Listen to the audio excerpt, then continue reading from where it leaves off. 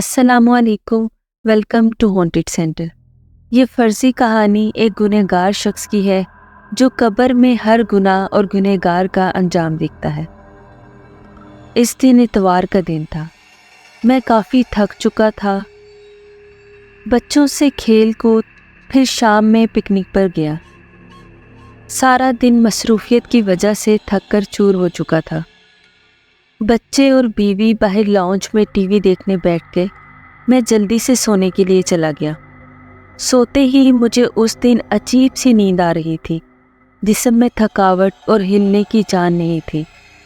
آنکھیں نہ بند تھیں نہ کھل پا رہی تھیں۔ دماغ پر عجیب سا وزن محسوس ہو رہا تھا۔ آنکھوں کے سامنے کالی دھند چھانے لگی تھی۔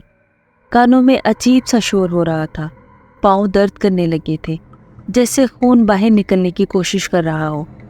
اتنے میں آنکھوں کے سامنے مکمل اندھیرا چھا گیا، جیسے آہستہ سے میرے جسم سے جان نکل رہی ہو۔ میری آنکھیں بند تھی، پھر بھی مجھے وہ نظارے دکھائی دے رہے تھے۔ نہ چاہتے ہوئے بھی دماغ میں ماضی کے پچھلے کیے گناہ یاد آ رہے تھے، جیسے کوئی بھکاری بچہ مجھ سے بھیک مانگنے آیا اور میں نے اسے دھکا دے کر ہٹا دیا۔ لڑکیوں کی مجبوری کا فائدہ اٹھا کر ان سے کیے گئے گناہوں کی یاد۔ مجھے ایسا لگ رہا تھا جیسے میرے کیے گئے سارے گناہ کسی مووی کی طرح میرے سامنے چل رہے ہیں۔ میں جاگنے کی کوشش کر رہا تھا، پر میرے جسم میں ذرا سا بھی ہلنے کی طاقت نہ تھی، جیسے ایک کھوکھلی لاش کسی نہر کے پانی میں تیر رہی ہو۔ میرے کانوں میں اذان کی آواز گونج رہی تھی اور اس دوران میرے ہنسنے اور بات چیت کی یاد۔ نماز پر جان بوجھ کر نہ جانا، ان سب یادوں سے ایک خوف طاری ہونے لگا تھا۔ پھر کچھ لمحوں بعد مجھے کالے لباس میں ایک شخص دکھائی دینے لگا اور مجھ سے کہنے لگا، میں ملک الموت ہوں، تمہارا وقت اس دنیا میں پورا ہو چکا ہے اور مجھے حکم ہوا ہے کہ تمہاری جان لے لی جائے۔ میں یہ سن کر گھبرا گیا۔ روتے منتیں کرتے کہا، خدا کے لیے مجھے چھوڑ دو، میری ابھی مرنے کی عمر نہیں ہے، میرے چھوٹے چھوٹے بچے ہیں اور میں نے قبر کے لیے کوئی بھی تیاری نہیں کی، اور میرے کوئی اچھے کام بھی نہیں ہیں، میں نے نمازیں بھی نہیں پڑھی۔ خدا کے لیے مجھے آخری موقع دو تاکہ میں نمازیں پڑھ سکوں، اچھے کام کروں، خدا کو راضی کروں تاکہ قبر کے عذاب سے بچ جاؤں۔ میری التجائیں سن کر وہ مجھ سے افسوس کرنے لگا اور کہنے لگا، اے ابن آدم، تمہیں معلوم بھی تھا کہ موت کی کوئی عمر نہیں ہے، تو تم نے یہ سب اچھے کام پہلے کیوں نہیں کیے؟ تم دنیا میں جس کام کے لیے آئے تھے وہ تم بھول گئے، اور جن کے لیے تم نے دنیا میں کام کیا وہ آج تیرے سب کہاں ہیں؟ افسوس، تم نے ساری زندگی بڑے بڑے واسطے بنائے، وہ بھی آج تمہیں موت سے نہیں بچا سکتے، کیونکہ خدا کی طرف سے تمہاری جان لینے کا حکم ہوا ہے، جسے کوئی بھی نہیں ٹال سکتا۔ اب تمہارے جیسے اعمال ہوں گے ویسا ہی برتاؤ ہوگا تم سے۔ وہ میری روح قبض کر چکا تھا اور اب میں اسی بیڈ پر لاش کی طرح سویا ہوا تھا۔ میرے چاروں طرف میری بیوی، بچے اور خاندان والے موجود تھے۔ سب میرے لیے رو رہے تھے۔ کچھ فون پر ادھر ادھر میرے مرنے کی اطلاع دینے لگے۔ عورتیں دھاڑے مار مار کر میری لاش پر رو رہی تھیں، جن کی آواز سے میری روح کو تکلیف پہنچ رہی تھی۔ میں سب کچھ دیکھ اور سن پا رہا تھا، پر بول نہیں سکتا تھا۔ میری نظریں وسیع ہو چکی تھیں۔ مجھے سب کچھ آسانی سے دکھائی دے رہا تھا۔ گھر میں مہمانوں کا آنا جانا بڑھنے لگا۔ کچھ میری تعریفیں کر رہے تھے کہ مرحوم اچھا تھا، تو وہاں کچھ برائیاں بھی کر رہے تھے، اور برائی کرنے والوں کی وجہ سے میری روح کو تکلیف پہنچ رہی تھی۔ تھوڑی دیر میں مسجد میں میرے نام کا اعلان ہونے لگا۔ اعلان سن کر میں حیران ہو رہا تھا کہ دنیا میں جب میں زندہ تھا تو میرا نام لینے سے پہلے میرا عہدہ، مرتبہ، میری تعریف بیان ہوتی تھی، اور آج صرف میرا نام لے کر کہا گیا کہ اس فانی جہان سے ہمیشہ کے لیے انتقال کر چکے ہیں۔ میری روح مکمل قبض ہو چکی تھی۔ اتنے میں دوسرا فرشتہ میرے پاس آیا اور کہنے لگا، اے ابن آدم، تم نے جو مال جمع کیا تھا وہ کہاں ہے؟ تم جو ساری زندگی دولت کمانے اور جمع کرنے کے چکر میں خدا سے غافل رہے، تو بتاؤ اب وہ دولت تیرے کس کام کی ہے؟ کیا وہ تمہاری جمع کی ہوئی دولت تمہیں خدا کے عذاب سے بچا سکتی ہے؟ ہرگز نہیں۔ تمہیں جب معلوم تھا کہ قبر میں صرف اچھے اعمال کام آئیں گے، تو پھر بھی تم خدا کی عبادت اور اس کے حکموں سے غافل کیوں رہے؟ کیوں دنیا کے چکر میں جان بوجھ کر بغیر کسی مجبوری کے نمازیں چھوڑ دی؟ اب تیار ہو جاؤ اپنے اچھے برے انجام کے لیے۔ اس کے کسی بھی سوال کا میرے پاس جواب نہیں تھا۔ میں اس کے سوالوں سے شرمندہ ہو رہا تھا اور میرے اوپر ڈر حاوی ہونے لگا تھا کہ نہ جانے دفن ہونے کے بعد قبر میں مجھ سے کیا ہوگا۔ پھر مجھے جلد ہی سے غسل دینے کے لیے لے جایا گیا۔ غسل دینے والا جب میرے جسم کو چھو رہا تھا تو مجھے بڑی تکلیف ہو رہی تھی، کیونکہ اس کی زبان پر کوئی قرآنی آیت، درود پاک اور کلمہ وغیرہ نہیں تھا۔ میرے اوپر کھڑے سب اپنی باتوں میں مگن تھے۔ کوئی میری موت سے خوف نہیں کھا رہا تھا کہ انہیں بھی مرنا ہے۔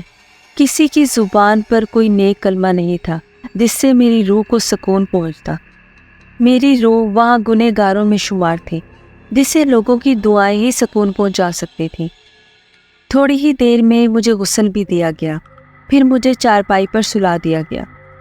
اب میرے چاروں طرف میرے گھر والے، بیوی، بچے، بھائی بہنیں، رشتہ دار، دوست احباب سب میری لاش پر رو رہے تھے۔ میرے دوست جنہوں نے مجھ سے وعدے کیے تھے کہ ہم ہر مشکل وقت میں تمہارے ساتھ رہیں گے، آج وہ بھی دور کھڑے اکیلے کونے میں رو کر خاموشی سے مجھے الوداع کر رہے تھے۔ پھر ایک شخص آ کر کہنے لگا، جنازہ اٹھانے کا وقت ہو چکا ہے، باہر سب انتظار میں ہیں۔ یہ سنتے ہی میرے گھر والے پھر سے میری چرپائی کو چپک گئے اور زور زور سے رونے لگ گئے۔ میں ان کے رونے سے پریشان ہو رہا تھا۔ مجھے سمجھ نہیں آ رہا تھا یہ سب میرے لیے اتنا کیوں رو رہے ہیں۔ کیا میں نے ان کو کوئی دکھ دیا ہے؟ ان سب کو ہٹا کر میرے جنازے کو اٹھایا گیا۔ میں پریشان ہو رہا تھا، یہ سب مل کر مجھے کہاں لے جا رہے ہیں؟ میں ایک چارپائی پر تھا اور میرے آس پاس بڑی تعداد میں لوگ تھے۔ میرا جنازہ سفر میں ہی تھا کہ اتنے میں تیسرا فرشتہ بھی میرے پاس آیا اور کہنے لگا، اے ابن آدم، تم ایک لمبے سفر کی طرف رواں دواں ہو، جو تم یہ سفر پہلی بار کر رہے ہو۔ سفر کے اختتام پر تمہیں ایک تنگ مکان میں دفن کر دیا جائے گا، جس مکان میں تم پہلے کبھی نہیں رہے، اور اگر تمہارے اعمال اچھے ہوں گے تو وہ تنگ مکان تمہیں تنگ نہیں لگے گا، کیونکہ سب اپنے اعمال سے ہی اس مکان کو کشادہ اور تنگ کرتے ہیں۔ تمہیں پہلی بار اس تنگ مکان میں رکھا جائے گا اور تمہاری ہمیشہ کی زندگی قیامت تک اسی مکان میں گزرے گی۔ اتنے میں وہ غائب ہو گیا اور مجھے پریشانی ہو رہی تھی کہ نہ جانے مجھے وہ مکان کیسے ملے گا، تنگ یا کشادہ۔ اگر مجھے تنگ مکان ملا تو میں کیسے گزاروں گا قیامت تک اس تنہا مکان میں؟ اور میرے جنازے پر بھی شریک سبھی لوگ اپنی دنیا داری کی باتوں میں لگے ہوئے تھے۔ کسی کی زبان پر بھی کلمہ شہادت نہیں تھا جس سے مجھے امید ہو کہ مجھے کشادہ مکان ملے گا۔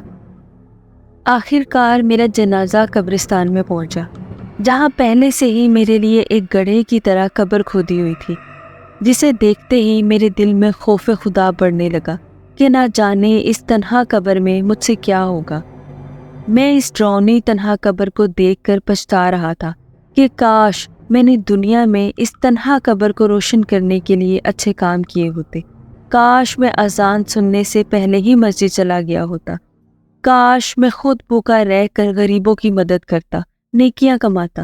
کاش مجھے یہاں سے ایک موقع مل جائے، خدا کی قسم میں ساری زندگی خدا کی بندگی میں گزار دوں گا، ایک ایک پل خدا کی عبادت میں گزاروں گا۔ لیکن اس وقت میرے پاس کاش کے علاوہ اور کچھ کہنے کو نہیں تھا۔ میری قبر کو تیار کیا گیا، پھر مجھے اس میں اتارنے کے لیے اٹھایا گیا۔ مجھے قبرستان میں قبروں کی ساری روحیں نظر آ رہی تھی جو مجھے عجیب نظروں سے دیکھنے لگی تھی۔ اب میں قبر میں اتر چکا تھا اور میرے اوپر مٹی ڈالنے سے پہلے میرے لیے دعائیں مانگی جا رہی تھیں۔ میں خاموشی سے انہیں سن رہا تھا۔ اتنے میں چوتھا فرشتہ میرے پاس آیا اور کہنے لگا، اے ابن آدم، کل تو زمین کے اوپر تھا اور آج تو زمین کے اندر ہے۔ کل جب تو زمین کے اوپر تھا تب تو ہر چیز میں آزاد تھا، گناہ کرتا یا ثواب کماتا۔ زمین پر تمہیں آزاد چھوڑا گیا تھا، لیکن اب تو زمین کے اندر ہے اور یہاں تیری کوئی مرضی نہیں چلنے والی۔ یہاں صرف تیرے اعمالوں کو دیکھ کر مرضی چلے گی۔ اگر اچھی ہوں گی تو تم یہاں بھی آزاد اپنی مرضی سے یہاں کی زندگی گزارو گے، اور اگر اچھے اعمال نہیں ہوں گے تو پھر ہماری مرضی چلے گی۔ اے ابن آدم، تو زمین پر بڑا اکڑ کر چلتا تھا، تو آج زمین کے اندر خاموش کیوں ہے؟ تمہیں معلوم بھی تھا کہ ایک دن یہاں آنا ہے، تو پھر اکڑ کس بات کی تھی؟ کیوں خدا کو بھول کر خود ہی فیصلے کرنے والے بن گئے تھے؟ زمین کے اوپر کیوں لوگوں کے لیے زمین تنگ کر دی تھی؟ کیوں مظلوموں پر ظلم ڈھاتے تھے؟ وہاں سب سے محبت سے کیوں نہیں رہتے تھے؟ کاش تم نے وہاں تکلیف برداشت کی ہوتی تو آج تمہیں یہاں تکلیف نہ ملتی۔ وہاں تم نے اگر مدد کی ہوتی تو یہاں بھی تیری مدد ہوتی۔ تم نے وہاں رحم کیا ہوتا تو یہاں بھی تم پر رحم ہوتا۔ وہاں تم نے معاف کیا ہوتا تو یہاں بھی تمہیں معاف کیا جاتا۔ کیا تم بھول گئے تھے کہ خدا کی مرضی سے یہاں بھی تمہیں آنا ہے؟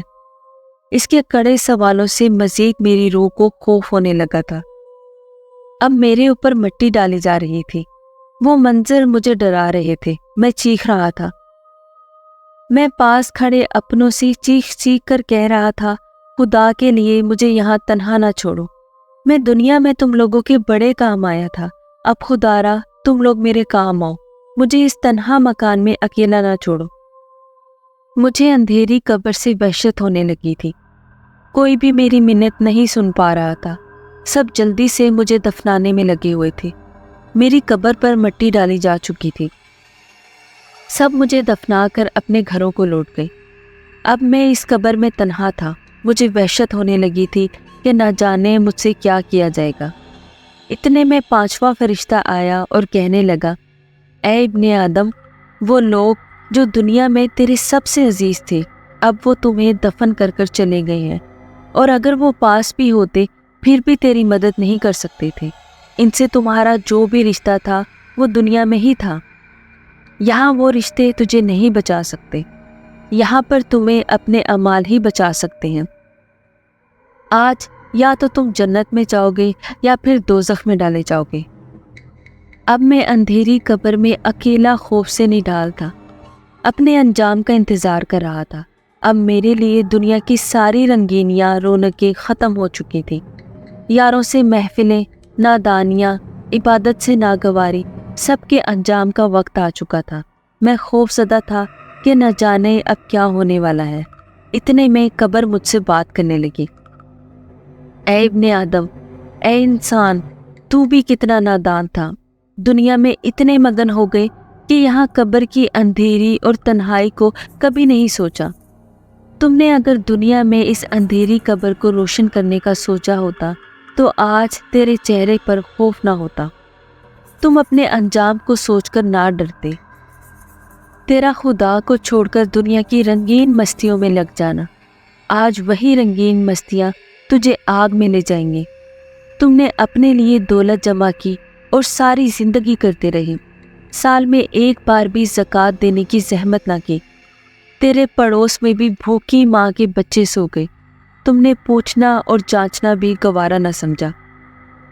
تو خاندان والوں سے، دوستوں سے عیاشیاں پارٹیاں کرتا رہا، ہزاروں کے بل آئے، تو نے ہنسی خوشی ادا کیے۔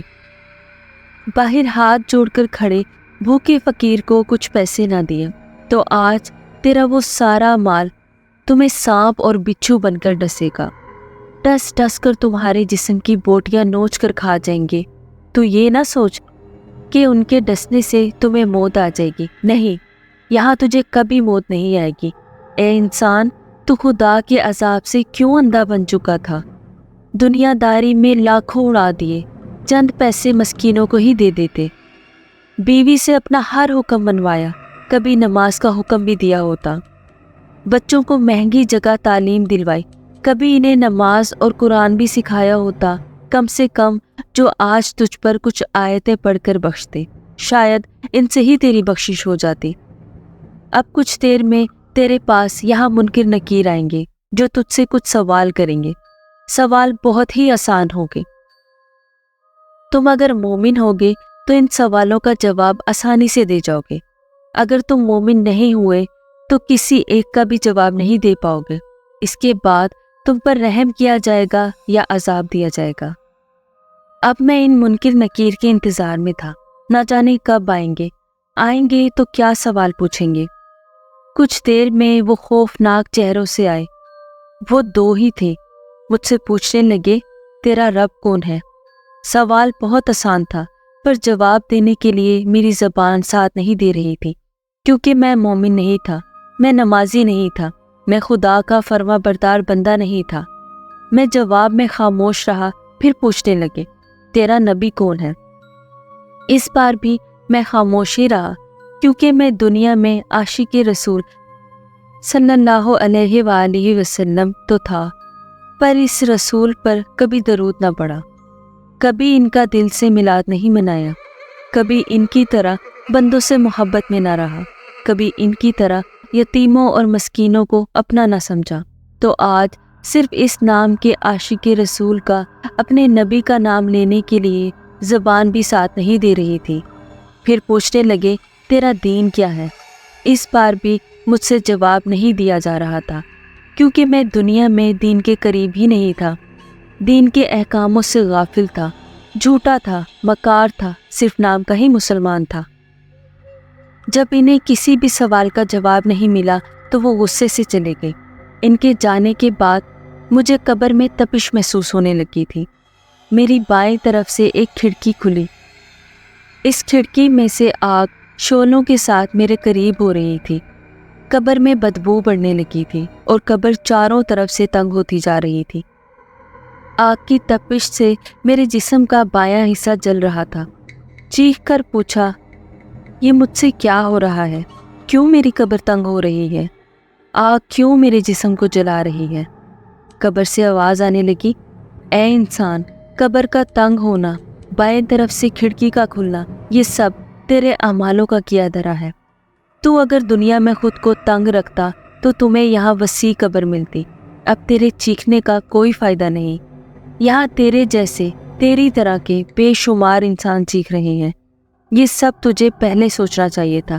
اب عذاب کے لیے تیار ہو جا۔ اس کے بعد وہ آواز آنا بند ہو گئی۔ آگ میرے بہت قریب آ چکی تھی۔ میرا چہرہ آگ سے جل رہا تھا۔ اس آگ کی تپش دنیا کے آگ سے کئی گنا زیادہ تھی۔ آگ کی تپش مزید تیز ہوتی جا رہی تھی۔ کچھ ہی لمحوں میں میرے چہرے سے ہو کر پورے جسم کو جلانے لگی تھی۔ بہت دیر تک میں آگ میں جلتا رہا، چیختا رہا، پر وہاں کوئی میری چیخو پکار سننے والا نہیں تھا۔ کچھ دیر بعد میرے جسم سے آگ بجھنے لگی۔ میرے جسم کو ٹھنڈ محسوس ہو رہی تھی، سکون مل رہا تھا۔ میں نے پھر پوچھا، اچانک میرے جسم سے آگ کیوں بجھ گئی اور میرے جسم کو راحت بھرا سکون کیسے مل رہا ہے؟ میں تو گنہگار ہوں۔ غیبی آواز سے مجھے جواب ملا، دنیا میں تیرے وارث تیری بخشش کے لیے قرآن خوانی کر رہے ہیں، اور جب تک تیرے لیے قرآن کی تلاوت ہوتی رہے گی تب تک تمہیں کوئی عذاب نہیں دیا جائے گا، اور یہ بھی ہو سکتا ہے اس قرآن اور دعاؤں کے صدقے تیری بخشش کی جائے۔ کافی دیر تک مجھ سے عذاب ٹلا رہا، پھر اچانک سے قبر میں وہی بدبو آنے لگی۔ گرم ہوا پھر سے چلنے لگی، پھر سے بائیں کھڑکی کھل گئی۔ پھر غیبی آواز آئی، دنیا میں تیرے وارث اب بھی اگر اپنے دوستوں اور دنیا کے سامنے نام بنانے کو چھوڑ کر تمہارے نام کا صدقہ خیرات غریبوں اور مسکینوں میں تقسیم کریں تو اب بھی تمہاری بخشش ہو سکتی ہے، کیونکہ خدا تب بہت خوش ہوتا ہے جب کوئی اس کے بھوکے بندوں کو کھانا کھلاتا ہے۔ اب تو اپنے عذاب کے لیے پھر سے تیار ہو جا۔ اس کے خاموش ہوتے ہی پھر سے آگ کا جلنا، ناقابل برداشت بدبو، میں پھر سے چیخنے لگا۔ اتنے میں میری قبر سے ایک بڑا بچھو نکلنے لگتا ہے جو میرے پاؤں سے ہو کر میرے منہ کی طرف آتا ہے۔ اتنے میں اس کے جیسے اور بھی بہت سے بچھو نکلنے لگے جو انسانی ہاتھ سے بہت بڑے، موٹے، کالے اور خطرناک تھے۔ जिन्हें देखते ही मैं तड़पने लगा। फिर चीख कर पूछा, ये क्या हो रहा है मुझसे? गैबी आवाज़ ने कहा, ऐ इंसान, ये बिच्छू तुम्हारे गुनाह से पैदा किए गए हैं। तुम जो दुनिया में किसी को गाली देते थे, इस एक गाली के बदले यहाँ एक बिच्छू पैदा होता था, और अब ये तुम्हें नोचेंगी। इसके एक एक डस से तुम ज़मीन में कई नीचे चले जाओगे, फिर ऊपर आओगे, फिर दूसरा डसेगा।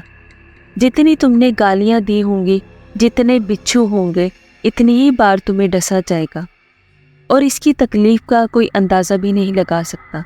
और इस तकलीफ़ के बाद तुम्हें एहसास होगा कि काश तुमने किसी का मजाक ना उड़ाया होता, किसी को गाली ना दी होती। वो अनगिनत बिच्छू थे जिनसे मेरी कब्र भर चुकी थी। बारी बारी एक एक डसता गया, और इनके डसने से जो तकलीफ़ पहुंच रही थी, इसका कोई अंदाज़ा भी नहीं लगा सकता था।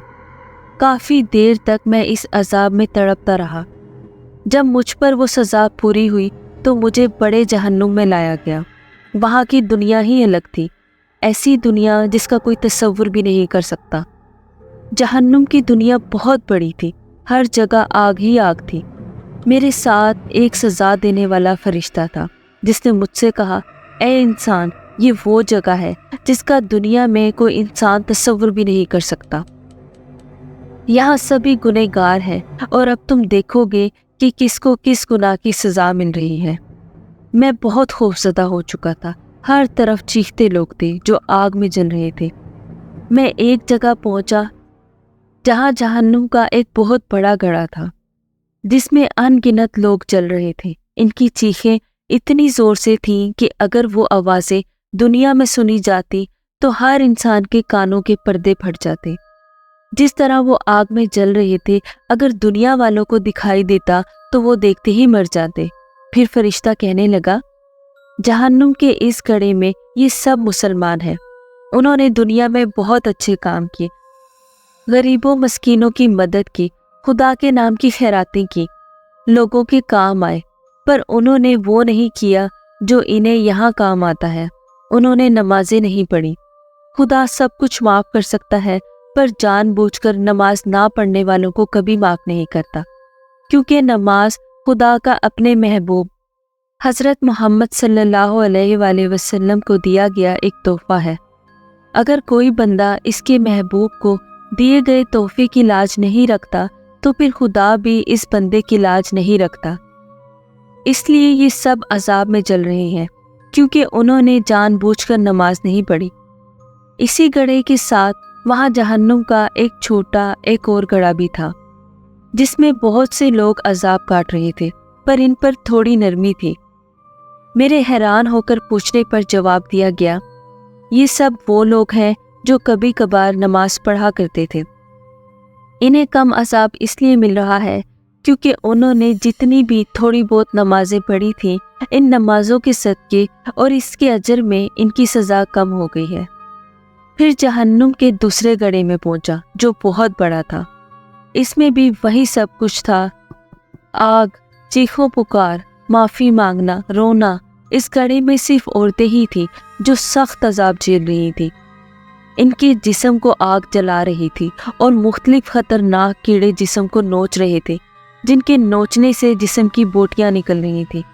इनकी माफिया और चीखों पुकार थी, हम पर रहम किया जाए, हम पर रहम किया जाए, हमें आखिरी बार दुनिया में वापस भेजो। खुदा की कसम कभी घर से नहीं निकलेंगी, कभी किसी गैर महरम को नहीं देखेंगी, हर वक्त इबादत में रहेंगी। फिर इसके साथ एक और छोटा गड्ढा था जिसमें भी सिर्फ औरतें ही थीं, लेकिन इन पर अजाब में कुछ नरमी थी। मेरे पूछने पर जवाब मिला, ये वो औरतें हैं जिन्होंने सारी जिंदगी अपने जिस्मों को नामहरम से छुपाने की पूरी कोशिश की और अपनी नज़रों को नामहरम से हटाए रखा। इन पर अजाब में कमी इसलिए है क्योंकि इनके गुनाह बहुत छोटे हैं। इनके गुनाह है शोहर की नाफरमानी, अपनी औलाद को दीन की तरबियत पर जोर ना देना, खासकर अपनी बेटियों को हया और पर्दा ना सिखाना। ये अपने हिस्से की सज़ा काटकर जल्द आज़ाद हो जाएंगे। जहन्नुम में औरतों की तादाद ज़्यादा थी। सबको अजाब में देखकर दिल लरज़ रहा था। फिर एक जगह पहुँचे जहाँ पर सख्त खौफनाक अजाब दिया जा रहा था। انہیں ایک جگہ کھڑا کر کے آگ کی موٹی تلوار سے تیز کیل ان کی آنکھوں میں ٹھوکے جا رہے تھے۔ وہ کیل ان کی آنکھوں سے ہو کر پچھلی طرف نکل رہے تھے۔ ان کی آنکھوں میں بڑا سوراخ بن رہا تھا۔ وہ درد سے چیخ رہے تھے۔ ان کی چیخیں پورے جہنم میں سنی جا رہی تھی۔ ایسا عذاب انہیں بار بار دیا جا رہا تھا۔ ان کا جسم آگ سے جل کر بھسم ہو چکا تھا، پھر بھی وہ عذاب کاٹ رہے تھے۔ فرشتہ کہنے لگا، یہ وہ بدبخت ہیں جنہوں نے اچھے کام تو کیے پر خدا کے منع کرنے کے باوجود نامحرم کو جی بھر کر اور ہوس سے دیکھتے رہے۔ انہیں معلوم تھا کہ نامحرم کو دیکھنا بڑا گناہ ہے، پھر بھی یہ دیکھتے رہے، ان سے باتیں کی، ان سے ہنسی مذاق کی، اور آج یہ چیخ رہے ہیں ہمیں چھوڑ دیا جائے۔ ہمیں معلوم نہیں تھا کہ نامحرم کو دیکھنے کی اتنی بڑی سزا ملے گی، لیکن آج ان پر کوئی رحم نہیں کیا جائے گا۔ پھر ایک اور جگہ پہنچے جہاں مرد اور عورت کو ایک ہی سزا مل رہی تھی۔ ان کے چاروں طرف آگ تھی اور وہ آگ میں جل رہے تھے۔ میرے سوال کے جواب میں وہ فرشتہ کہنے لگا، یہ وہ سب ہیں جنہوں نے دنیا میں اپنے والدین کی نافرمانی کی تھی۔ خدا نے قرآن میں فرمایا، اپنے والدین کو اف تک نہ کہو، اور انہوں نے ان سے زور سے بات کی اور ان سے برا بھلا کہا، ان کی بیعت بھی کی اور ان کا دل دکھایا۔ میں ان سب کا عذاب دیکھ کر خوف میں تھا، نہ جانے مجھ سے کیا ہوگا۔ میں تو بڑا گنہگار ہوں، میں بے نمازی تھا، جھوٹا تھا، دل دکھائے، والدین کی نافرمانی کی، اپنے مفاد کا تھا، دھوکے باز تھا۔ مجھے خوف زدہ اور حیران دیکھ کر فرشتہ کہنے لگا، تم ان پر عذاب دیکھ کر خوف زدہ ہو گئے ہو، اس پورے جہنم میں صرف مسلمان ہیں، تم ان پر اتنا عذاب دیکھ کر کانپ رہے ہو۔ ان پر جو عذاب ہے وہ ان کے مقابلے میں کچھ بھی نہیں جو کافروں کو اور غیر مسلم کو ملتا ہے۔ ان پر عذاب دنیا میں کوئی غیر مسلم دیکھ لے تو خدا کی قسم وہ مسلمان ہو کر مومن بن جائے، پھر ایسا مومن ہو جیسا دنیا میں کوئی نہیں ہوگا۔ مسلمان کے لیے جنت بہت ہی سستی ہے، بس اس کے لیے اسے 4 دن کی زندگی میں دنیا کی رنگینیوں کو چھوڑنا ہوگا۔ ہر مشکل وقت میں بھی نماز پڑھے، ضرورت سے زیادہ جھوٹ نہ بولے، کسی کی غیبت نہ کرے، سب سے اچھا رہے، کسی کے لیے دل میں نفرت نہ پالے، اپنی آنکھوں اور جسم کو نامحرم سے حفاظت میں رکھے، والدین کا ادب کرے، اپنی اولاد کو دین سکھائے۔ ان کاموں سے بھی وہ جنت خرید سکتا ہے۔ پھر میری طرف دیکھ کر کہنے لگا، اب تم اپنے عذاب کے لیے تیار ہو جاؤ، تمہارے ساتھ بھی وہی ہوگا جو تم یہاں دیکھ کر آئے ہو۔ یہ سنتے ہی میری چیخ نکل گئی، میں تو بڑا گنہگار ہوں، میں نے چھوٹے بڑے بہت گناہ کیے، میرے اتنے گناہ ہیں کہ دنیا میں بھی خدا سے اپنے گناہوں کی معافی مانگتا تو شاید پھر بھی معافی نہ ملتی۔ یہ سن کر وہ کہنے لگا، اے نادان انسان، تم چاہے کتنے بھی گناہ کرو، خدا معاف کر دیتا ہے، اگر نہ کرے تو پھر دنیا میں ایک ایسی ہستی ہے جو تمہیں خدا سے معافی دلوا سکتی ہے، وہ ہے آخری پیغمبر حضرت محمد صلی اللہ علیہ وآلہ وسلم۔ آپ کروڑوں گناہ کر کے بھی خدا کی بارگاہ میں جاؤ، سچے دل سے معافی مانگو اور کہو، اے خدا، تجھے تیرے محبوب کا واسطہ ہمیں معاف فرما، تجھے اس محبوب کا واسطہ جس کے لیے تم نے یہ دونوں جہان بنائے، پھر دیکھنا خدا معاف کرے گا، کیونکہ خدا وہ دعا کبھی رد نہیں کرتا جس میں اس کو اپنے محبوب کا واسطہ دیا جائے۔ میں پچھتا رہا تھا، گناہ تو ہو گئے، کاش ایک بار دل سے دعا مانگ کر میں نے معافی مانگی ہوتی تو آج اس طرح جہنم کی آگ میں نہ جلایا جاتا۔ اگر آپ کو یہ کہانی پسند آئی تو پلیز اس ویڈیو کو لائک کر دیں اور ہانٹڈ سینٹر کو سبسکرائب کر دیں۔ ملتے ہیں آپ سے اگلی دلچسپ اور خوفناک کہانی کے ساتھ۔ اللہ حافظ۔